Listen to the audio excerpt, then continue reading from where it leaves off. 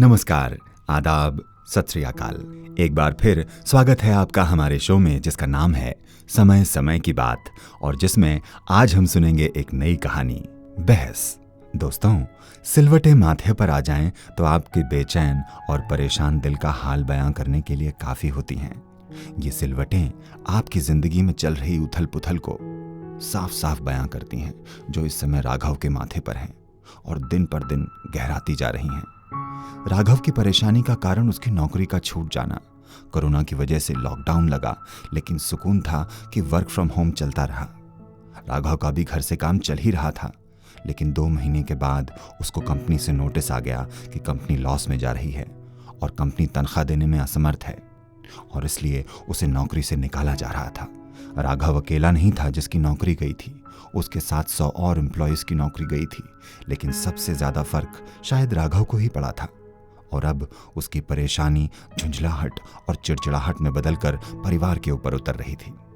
राघव, ओ राघव, ये कपड़े ले जाकर छत पर सूखने के लिए डाल दे। तुम सूखने डाल दो, मैं जॉब के लिए अप्लाई कर रहा हूँ। वो तो तुम दिन भर करते रहते हो। पाँव में दर्द ना होता तो मैं खुद कर लेती। इतने दिन में एक बार भी बोला? मैं नहीं कर सकता, सीमा को बोल दो। सीमा कॉलेज गई है, इसीलिए बोल रही हूँ तुम्हें। कॉलेज खुल गए हैं उसके। तो वहीं रहने दो, मैं थोड़ी देर में डाल आऊंगा। नहीं, अभी जाओ। मुझे मालूम है तेरा थोड़ी देर बाद 3-4 घंटे बाद आएगा। कपड़े गीले हैं, ज्यादा देर ऐसे रहेंगे तो महकने लगेंगे। जाओ अब। यार, पीछे पड़ने की भी हद होती है। मैं बोल रहा हूँ ना, बाद में डालकर आऊंगा। अगर इतना ही अर्जेंट है तो खुद जाओ। भड़क क्यों रहा है? 3-4 कपड़े हैं, 5 मिनट का भी काम नहीं है। जितनी देर तूने बहस करी उतने में तू अभी तक छत पर से हो भी आता। और जितनी देर आपने मेरा टाइम खराब किया उतने में 4-5 मेल भेज चुका होता। मैंने तुझे कब मना किया कि मेल मत कर? तू कर अपना काम, लेकिन घर के काम में भी तो हाथ बटा सकता है ना? नहीं बटा सकता। और कुछ? तो बैठा रहे ऐसे ही मुंह सड़ा के। जो छोटे मोटे घर के काम नहीं कर पा रहा है, वो ऑफिस में पता नहीं क्या काम करता होगा। दीदी, चुप हो जाओ और काम करने दो मुझे। हाँ भाई, काम तो तुम ही कर रहे हो, खाली तो हम लोग बैठे हैं। तुमको जो हाथ पे चाय खाना मिल जाता है वो तो जादू से आता है ना, उसके लिए मेहनत थोड़ी ही लगती है। हाँ तो कौन सा एहसान करती हो? ऐसी भी कौन सी तोप मार दी जो इतना सुना रही हो? मैं परेशान हूँ, 1000 चिंता है साला सर पे। वो तो किसी को नहीं दिखती। दिखता है तो सिर्फ एक बेरोजगार इंसान जो मेल पे मेल भेजे जा रहा है। अरे मेल क्या भेज रहा है, लिटरली भीख मांग रहा हूँ। बस फर्क इतना है कि अभी तक अंग्रेजी में सलीके से भीख मांग रहा हूँ। कुछ दिन में हाथ जोड़कर कुत्तों की तरह रो रो के भीख मांगने की नौबत आने वाली है। लेकिन तुम टेंशन मत लो, मैं तो तुम्हारे लिए कपड़े सुखाने वाला हूँ। मैंने कहा ना मेरे पाँव में दर्द है, नहीं तो तुम्हें नहीं बोलती। और क्या टेंशन सिर्फ तुम्हें ही है, मुझे नहीं है टेंशन। तुम्हें क्या टेंशन? ना नौकरी की चिंता है, ना घर की प्रॉब्लम समझनी है। अगर ये लॉकडाउन ना लगा होता तो तुम शादी करके अपने ससुराल में होती। डेट वेट सब फिक्स थी, उसमें अलग नुकसान हुआ। मैरिज हॉल बुक किया, तमाम खर्चे किए, एडवांस में पैसा दिया और इस लॉकडाउन ने सब बर्बाद कर दिया। अब फिर से देने पड़ेंगे। लॉकडाउन मेरी वजह से तो नहीं लगा। लेकिन लॉकडाउन की वजह से हमारी तो लग गई ना। इतने पैसे खर्चा हुए, क्या कम था? ऊपर से नौकरी भी चली गई। माँ की पेंशन से कितना घर चलाएंगे? एक तो लॉकडाउन में साला धूल भी सोने के भाव बिक रही है। अकेले तुम ही परेशान नहीं हो, पूरी दुनिया झेल रही है। मुझे दुनिया से क्या लेना देना? मुझे अपने और अपनों से मतलब है। अभी माँ के घुटनों का ऑपरेशन कराना है। सीमा अभी फर्स्ट ईयर में ही है।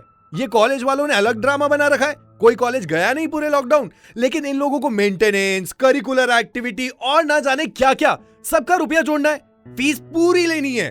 घर से क्लास करने के लिए नेट भी फैमिली वाले दें। तो फिर फीस किस बात की ले रहे हो यार? तू ये सब मुझे क्यों सुना रहा है? हाँ, ये बात भी सही है। वैसे ये सब मैं तुमको क्यों सुना रहा हूँ? तुम तो वैसे भी अपने ससुराल चली जाओगी। तुम्हें इस घर की टेंशन बता के क्या फायदा होगा? राघव, पागल हो गए हो क्या? मैंने इसलिए पूछा क्योंकि तू अकेला नहीं है जो इस प्रॉब्लम को फेस कर रहा है। पूरा देश है, सब तेरी तरह पागल नहीं है। तेरी नौकरी गई का अफसोस है मुझे, लेकिन तुम इस बात पर भी गौर करो कि तुम्हारी नौकरी क्यों गई। उस सोहम की तो नहीं गई। कुछ ना कुछ कमी रही होगी ना तुम में, उसको सुधारो। हाँ, तुम्हारे लिए तो पूरी दुनिया अच्छी है। सारी कमी तो तुम्हारे भाई में ही है। मुझे तो लगता है कि तुम भी नहीं चाहती कि मेरी नौकरी लगे। मैं जॉब एप्लीकेशन का मेल जिस कंपनी में भेजता हूँ उसी कंपनी में शायद तुम भी मेल कर देती होगी। इसे मिस्टर राघव को नौकरी पे मत रखना, नॉट वर्दी। राघव, तुझे समझ आ रहा है कि तू क्या नाप शनाप बके जा रहा है? मुझे तुम्हारी कोई बकवास नहीं सुननी है। जाकर अपना काम कर। अपना ही काम कर रहा था, तुम्ही ने आकर डिस्टर्ब किया। पहले काम बता देती हो और जो कुछ थोड़ा सा बोल दो तो मिर्ची लग जाती है। फिर बोलते हैं अपना काम कर। कोई करने दे तभी तो कोई अपना काम कर सकेगा। दिमाग खराब हो चुका है साला, सारा मूड खराब कर दिया। मैंने तुम्हारा मूड खराब नहीं किया, तुम ही अपना मूड सड़ा के बैठे थे। भगवान जाने किस बुरी घड़ी में मैं तुझे काम बोलने आ गई। तुझे नौकरी नहीं मिल रही, उसका गुस्सा मुझ पर क्यों उतार रहा है? घर में रहना है तो तमीज से रहना, और ये अकड़ अपने बॉस को दिखाना जिसने तुझे नौकरी से निकाला है। उसके सामने तो तेरी बोलती बंद हो जाती होगी। अब ज्यादा हो रहा है तुम्हारा। देखो, बहस करना नहीं चाहता तो मेरे मुंह मत लगो। तुम्हारे मुंह लग कौन रहा है? तुम ही हो जो बोले जा रहे हो। दीदी एकदम चुप। राघव चुप, एकदम चुप। एक और शब्द तेरे मुंह से नहीं निकलना चाहिए, नहीं तो फिर सोच लेना। क्या क्या सोच लेना? हाँ, राघव और गायत्री की बहस निरंतर जारी थी कि तभी राघव की माँ धीरे धीरे चलते हुए राघव के पास आई, जिनके हाथ में 2 कप चाय थी। राघव की माँ ने गायत्री और राघव को चाय दी और बाल्टी उठाकर धीरे धीरे सीढ़ियों पर चढ़ती हुई छत पर जाने लगी। राघव और गायत्री दोनों ने पहले माँ को देखा और फिर एक दूसरे को देखते हुए अपनी आंखें शर्म से झुका लीं। एक छोटी सी बात बहस तब बन जाती है जब इंसान अपनी परेशानियों को उन बातों के साथ जोड़ना शुरू कर देता है। यही कारण है कि हम ऐसी छोटी छोटी बातों पर अपने अनमोल रिश्ते खराब कर लेते हैं जिनका कोई मोल नहीं होता।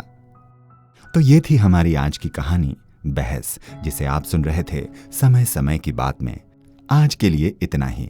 अब हम आपसे लेते हैं विदा और अगली बार फिर हाजिर होंगे एक नई कहानी के साथ। तब तक आप ख्याल रखिए अपना और अपने रिश्तों का। इमली, खट्टी मीठी बातें।